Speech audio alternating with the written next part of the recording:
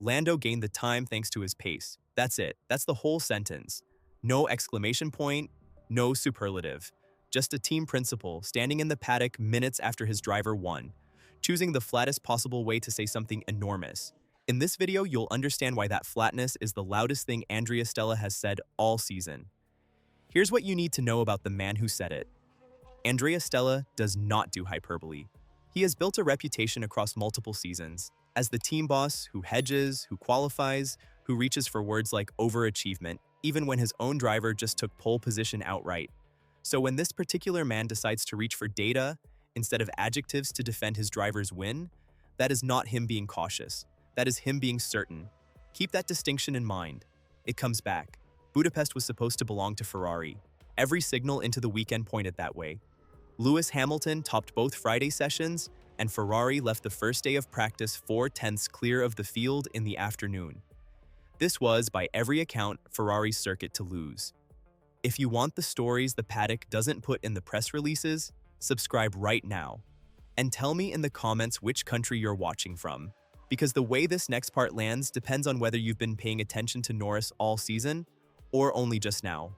Lando Norris took pole position in Hungary, the first non-Mercedes driver to do it all year. And even that achievement, Stella described in typically restrained terms, calling it a little bit of an overachievement thanks to execution and maximizing the potential that was available. Not brilliant, not sensational, overachievement.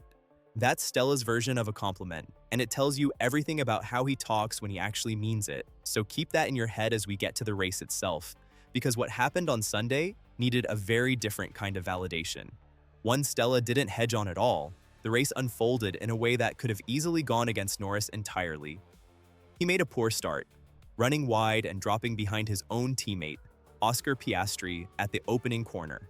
From there, Piastri controlled the race for most of the afternoon, building a genuine lead, managing the McLaren pit wall's calls in his favor early on. By any measure, this was shaping up to be Piastri's day, not Norris's. Was Norris genuinely quicker over that stint? Or was McLaren just managing two title-worthy egos? Did the team owe Piastri the position back after backmarker chaos cost him time? Was Norris's late surge a product of raw pace, or of tire strategy that simply worked out in his favor? Here's where the credential stacking matters, because the answer to all three questions came from exactly one voice worth trusting on it. This is not a rival engineer speculating from another garage. This is not a broadcast pundit squinting at onboard footage and guessing. This is the man who watches the telemetry from both McLaren cars in real time, who has no reason to flatter one driver over the other, and who has spent this entire season being the most cautious voice in the paddock about hyperbole. When contact between Piastri and Carlos Sainz's Williams cost Piastri crucial time in traffic, car number 55 clipping car number 81 at turn 2, with the stewards later ruling Sainz wholly responsible, the obvious storyline was sympathy for Piastri. The obvious storyline is not what Stella gave the cameras. Speaking to Sky Sports F1 in the paddock after the podium, Stella was asked directly whether Piastri had reason to feel aggrieved by how the strategy had played out. He didn't reach for comfort, he reached for the data. "I think Oscar will have already realized there is no reason to be upset," Stella said. "It's enough for him to take a look at the race trace. See that Lando gained the time thanks to his pace?" Read that again. He didn't say Norris got lucky with the safety car timing. He didn't say the strategy favored him. He pointed to the race trace, the lap-by-lap telemetry that shows exactly where time is won and lost on track, and said the gap was pace, full stop. That is a team principal choosing to settle an intra-team argument with a spreadsheet instead of a compliment.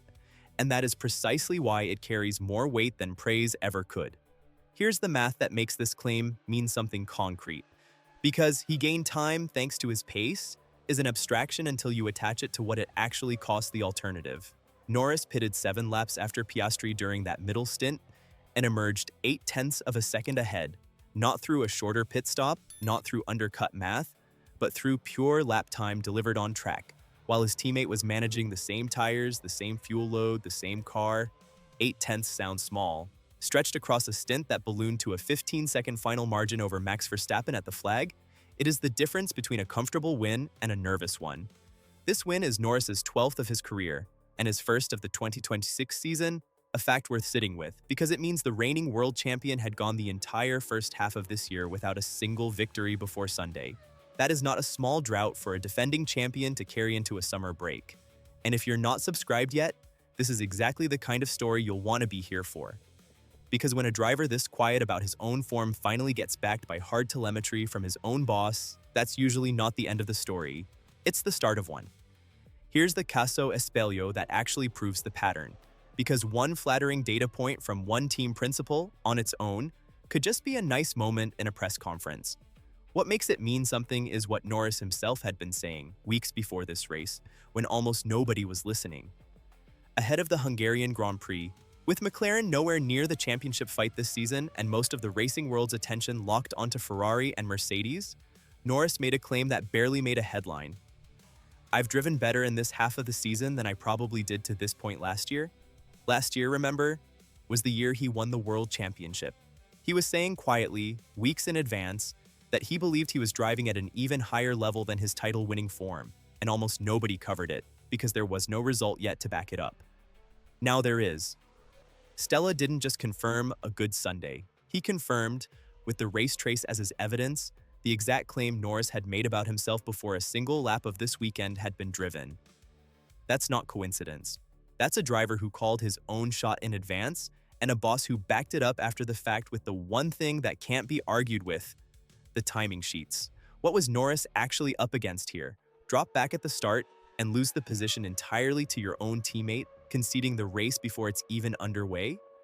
Or trust that raw pace across a full stint will close the gap regardless of what happens at turn 1?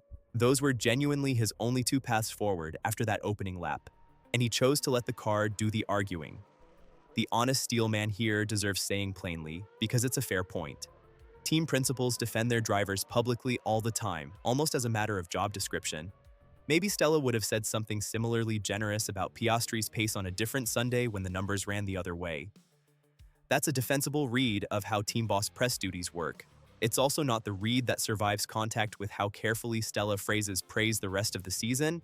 A man who calls pole position an overachievement is not a man who inflates numbers for the sake of a headline. Zoom out from this one Sunday for a second, because this is bigger than one race trace.